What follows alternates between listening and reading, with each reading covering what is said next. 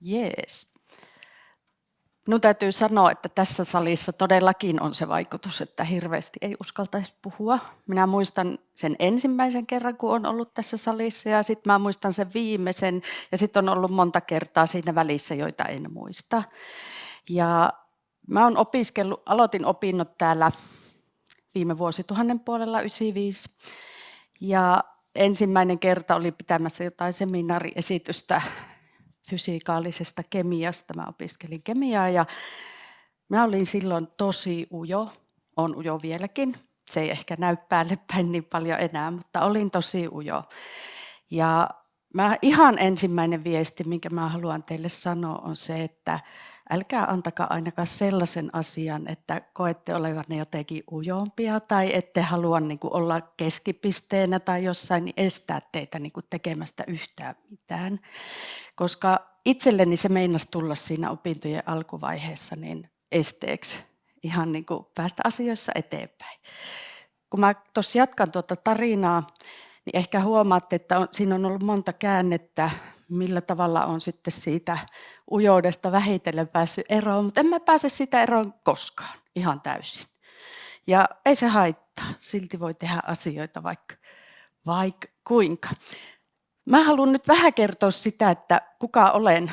Ja mä oon 49-vuotias 4 lapsen äiti ja 30 vuotta sitten tosiaan täällä aloittanut opinnot ja opiskelin ensin diplomi-insinööriksi ja sitten tekniikan tohtoriksi kemian tekniikasta. Ja miten mä päädyin tänne, niin se on ihan sattumaa. Niin kuin ensimmäinenkin puhuja sanoi, että se on vähän sattumaa. Eli mä oon 3. haluaisin olla lääkärityyppinen tekniikan tohtori tässä setissä. Eli lääkikseen halusin mennä, se oli kaikkein tärkeintä, mitä minä tiesin. Lääkiksen ovet ei auenneet ja sitten päädyin tänne Lappeenrantaan ja kuka sanoo, se ensimmäinen puhuja sanoi, että siellä olikin tosi kivaa. Ja niin oli täälläkin. Ja ihan kaikkein parasta oli, tiedättekö, just mulle se, että täällä oli sellainen tunne, että sait olla just semmoinen niin kuin itse olet. Piti toki tehdä paljon töitä ja piti astua aina askel eteenpäin oman mukavuusalueen ulkopuolelle, mutta silti oli semmoinen kannustava ja hyvä henki. Ja se oli ihan kaikkein parasta.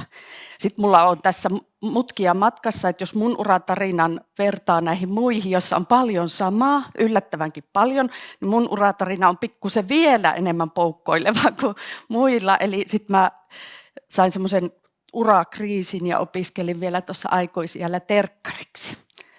Et ihan oikeasti ei tarvitse 19-vuotiaana tietää vielä mitä tekee. En tee terkkarin hommia nytkään, koska on tällä hetkellä semmoisessa firmassa kuin 2MIT liiketoimintajohtajana. Ja tämä 2MIT on semmoinen firma, joka tuottaa tämmöisiä IT-tukipalveluita hyvinvointialueille. Silloin kun tulin tänne kouluun opiskelemaan kemiaa, niin ajattelin ihan mitä muuta tahansa voi opiskella, mutta IT:tä en ainakaan. Että se on niinku semmoinen juttu. Ja nyt mä oon ollut 8 vuotta tässä firmassa töissä. Ja eli mitään ei tule rajatuksi, lähditte opiskelemaan mitä tahansa. Ja ne tukipalvelut tarkoittaa sitä, että ne lääkärit ja hoitajat, jollainen itse halusin olla, pystyvät mahdollisimman hyvin käyttämään niitä työvälineitä, että se potilaan hoito on mahdollisimman sujuvaa, turvallista ja laadukasta. Eli minä koen tekeväni aika tärkeää työtä tällä hetkellä, että mun homma tässä nykyisessä roolissa on varmistaa, että asiakkaiden nämä IT-järjestelmät toimii niin kuin pitää ja se hoito on tosiaan turvallista ja laadukasta. Ja sitten toisaalta mä ajattelen, että toinen tosi tärkeä juttu on se, että 300 henkilöllä, jotka tässä mun osastossa tekee töitä, ne on mahdollisimman hyvä ja onnellinen työpaikka ja kokevat olevansa oikeassa paikassa töissä. Mitä tässä työssä niin kuin tarvitaan, niin tarvitaan sosiaalisia taitoja. Ja se on eri asia kuin olla semmoinen ekstroverttia joka paikassa suunapäin. Se on sitä, että ymmärtää ihmisiä ja ymmärtää sitä, että voi olla hyviä päiviä ja huonoja päiviä ja ihmisillä on erilaisia motivaatiotekijöitä ja niin kuin juttelee ihmisten kanssa. Ja sitten toisaalta sitä tarvitaan kykyä hahmottaa kokonaisuuksia ja organisoida asioita. Sitä oppii täällä esimerkiksi tekniikan opinnoissa tosi paljon.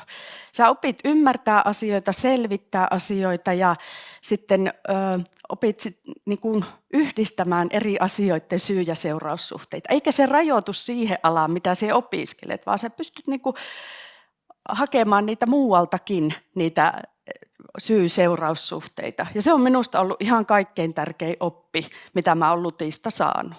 Et uskallan tarttua semmoisiin asioihin, mistä mä en tiedä mitään, mutta selvittää niitä.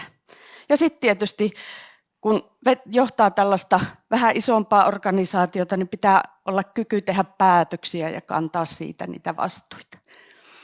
Miten mä oon tähän päätynyt? Mä oon siis Lieksasta, Pohjois-Karjalasta, pienestä kaupungista ja minun vanhemmat äiti oli pankkivirkailija ja isä oli VR:llä töissä ja meidän perheestä kukaan ei ole ollut yliopistossa koskaan.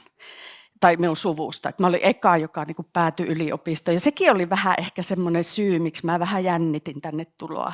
Ja toistan nyt sen, että ihan parasta oli se, että ei tarvinnut jännittää, kun täällä oli tosi semmoinen vastaanottavainen fiilis. Ja siellä lukiossa tosiaan se lääkisi ja niin edelleen, mutta tänne sitten päädyin ja opiskelin kemiaa, tekniikkaa ja elämää.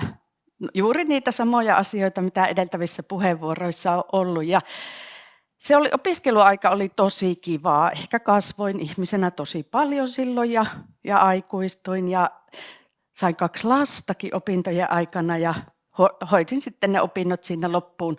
Lapset oli hoidossa ja sekin onnistui oikein hyvin. Sitten jäin tänne tutkijaksi ja jatko-opiskelijaksi. Mä tutkin nimenomaan niitä lääkkeitä, eli miten saadaan mahdollisimman tasalaatuista lääkeainetta ja miten me voidaan mitata sitä, että se lääkeaine on tasalaatuista. Se oli tosi mielenkiintoista. Se oli yhteisprojekti Helsingin yliopiston farmasian laitoksen ja meidän kemian tekniikan kanssa. Ja siellä minä oikeastaan opin niin kuin sitä, että on pakko jotenkin niin kuin tulla aina yli niistä omista epävarmuuksista. Mariam taisi puhuakin siitä, että ihan aina ei ole kaikki helppoa, mutta että kaikesta niin kuin selviää ja sitten joku taisi mulle sanoakin, että sitten kun on mokannut kunnolla, niin sen jälkeen se seuraava kerta ei tunnu missään. Ja se oli ainakin semmoinen oppi, että välillä ei kaikki mennyt ihan putkeen, mutta siitäkin selvittiin ja 2006 väittelin tohtoriksi. Ja sitten mä lähdin tuonne UPM:lle. Olin vähän samantyyppisissä hommissa kuin Mia puhuu nyt, eli ligniinin kanssa tekemisissä, eli olin tuommoisissa, mitä kaikkea puusta voi valmistaa kemian avulla tyyppisessä niin kuin tehtävässä. Ja vedin sellaista tiimiä, jossa kehitettiin uusia tuotteita nimenomaan puupohjaisista materiaaleista. Sitten mulle tuli tämä kriisi. Mä sain kaksi pientä lasta siinä sitten 2011 ja sitten mä ajattelin, että ei, jotain muuta pitää tässä elämässä vielä tehdä. Ja sitten mä vitsi, kun en sinnekään lääkikseen koskaan päässyt. Ja sitten tuli tuohon Saimia ja opiskelin terkkariksi. Ja sitten kun olin valmistumassa, niin tämä nykyinen 2MIT, sillä oli silloin toinen nimi sillä firmalla, mutta sama firma, niin sieltä, että meillä olisi täällä tämmöinen, että terveydenhuollon alalle tehdään tällaista IT-tukipalvelua, että haluaisitko tulla meille töihin? Ja sitten mä, että mä en niinku IT:stä oikeasti tiedä mitään, mutta voihan me tulla kokeilemaan. Ja alkuun se oli tosi vaikeaa, koska palvelimet ja muut en tiennyt, mutta arvatkaa mitä. Siinäkin auttoi se, että sanoo suoraan, että tämä ei ole niinku mun vahvuus, mä osaan näitä asioita, kertoisitteko mulle ja auttakaa mua. Ja silleen pääsi niinku aika pitkälle eteenpäin. Meidäsi painaa väärää nappulaa. Mulla on 2 minuuttia oli aikaa, niin mä nopeasti sanon, että miksi tekniikka. Mun ei tarvitse toistaa, mitä Mia sanoo, eli mahdollisuus muuttaa maailmaa ja loputtomat sovellusmahdollisuudet työelämässä. Olen elävä esimerkki siitä, että voi lukea kemiaa ja sitten tehdä ihan jotain muuta.